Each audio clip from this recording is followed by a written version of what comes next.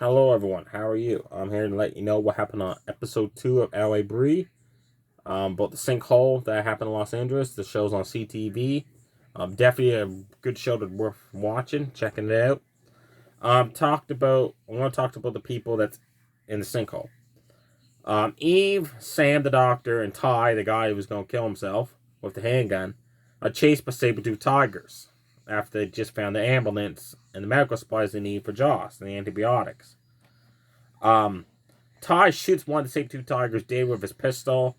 He tries shooting at the second one. There's three of them, but the other saber-tooth tiger invades the bullets, and they hide in the dark. Eve doesn't want to stay and wait, and Sam's telling her, "You gotta think smart about this. The friggin' saber-tooth tigers, first off." And of course, she's just focused on saving her son Joss that was bit by wolves last episode. Sorry, by a wolf, not wolves. And of course, they go with her, and of course, Sam ends up getting hurt. A saber-tooth tiger attacks him, and he's shoved off an embankment and lands on his back and injures his back. He can't move. So her and Ty start, carrying him along in the woods to get back to camp, and he's slowing them down, and the saber-tooth tiger is still chasing him. So he tells Eve, "Go on ahead," and Ty says, "I'll protect him," because he still has the pistol with a few rounds left. One of the tigers falls into a trap all of a sudden and dies. So they're trying to wonder who the hell set this trap. As Eve rushes back to camp, she gets there just in time because Joss's wound has gotten infected. Riley and her give him the antibiotics. She thanks Riley for taking care of her son. She says, "Well, I didn't really do much, but you're welcome." And she asks us, "Hey, where's my father at?" And she doesn't really tell her, that her father's injured. She just says, "Oh, him and Ty, they're coming, don't worry." You go back to Ty and Sam. They're talking in the woods. And Sam tries to get Ty to tell him why he's always in constantly pain.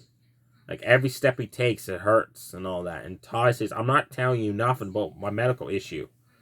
And then they're confronted by this stranger with a green hoodie, and he helps them back to camp.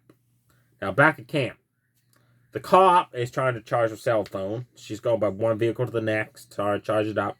And she sees that car that Scotty, the druggie, and Riley, Sam's daughter, that dropped out of medical school, found the stash of heroin in the trunk in.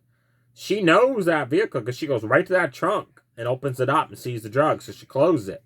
And then she starts asking around camp, "Have you seen this person that was in that vehicle?" Nobody says no, we haven't seen no one. She comes across two sisters. One's mute, one isn't. And come find out, they're the daughters of the guy that the wolves killed in episode 1 last week and dragged away. So the sister that isn't mute wants to go into the woods to find her father's remains, and she's joined by Scotty. And they end up finding his remains. But before they do, they come across a tar pit. And there's 8 camels running to it, and Scott gets the camels to change direction and leave. And she says, "Why'd you do that?" He says, "Because I work at the Tar Pit Museum in Los Angeles up above." And she says, "Yeah, I think we're still in Los Angeles." She says, "What makes you think that?" And he says, "Because many years ago, we excavated those tar pits and we found fossils of 8 camels. And isn't it kind of convenient that 8 camels just almost ran into these tar pits and were drowned and died?" So he puts 2 to 2 together, and he thinks, like, we're in Los Angeles, but we're in the past, like BC time. 10,000 BC, he figures. And of course, that other girl, she's like, "Yeah, you're cuckoo, whatever," because she don't believe any of that crap.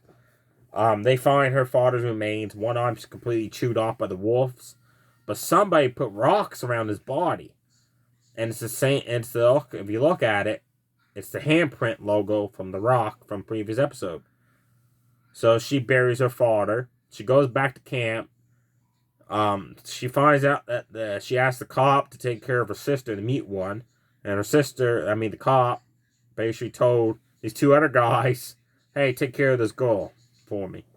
So she ain't happy that the cop didn't do what she asked her to do.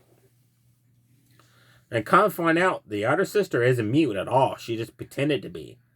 So there's something going on there, and why they're acting like, she even said, you guys still pretend that you can't speak. And so there's something going on there.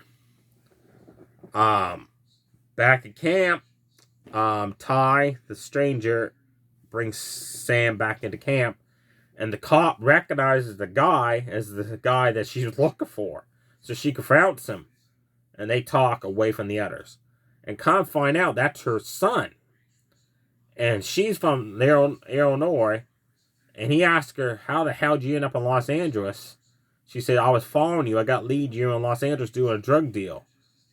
So, apparently her son owned that vehicle and was making a drug deal, and it went bad apparently because of the sinkhole.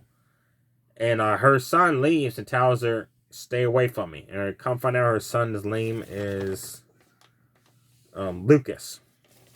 Now, switch gears. We're going to talk about what happened to people up above in Los Angeles still. Gavin, the guy that's apparently psychic now, has visions of what's happening down below, of just even Joss, by the way, still. He gives the wedding ring he found of his wife's that was buried where that rock was to this doctor named Sling. And the doctor said that those species of birds that came out of the sinkhole are tens of thousands of years extinct. So he said, first off, how the hell they survived down bottom? Second off, where the hell they came from, because they've been extinct for 10,000 of years. And he gives him the ring. Then he gets a call back that someone stole the ring. But he puts two to two together and realizes it's probably those scientists.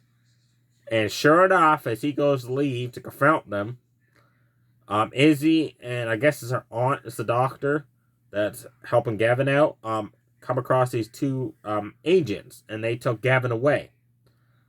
Gavin comes to this facility, and the two other scientist agents are there. And they say, oh, by the way, here's your wife's ring back. Gavin's, I knew you took it. She says, we have a confession to make. And he says, what's that? He said that, we did test on the ring, and the ring is basically 10,000 years old now. And he says, I know it. I knew it. They're stuck in the past. They're in the past. She said, yes.